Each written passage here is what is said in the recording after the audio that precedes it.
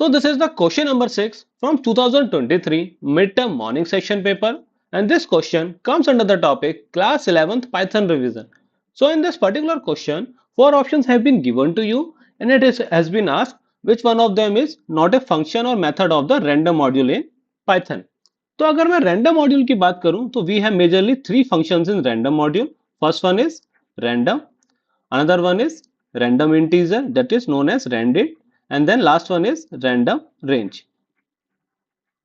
Okay, hence for this one option number D is the correct one. Why? Because random float is not a function in random module.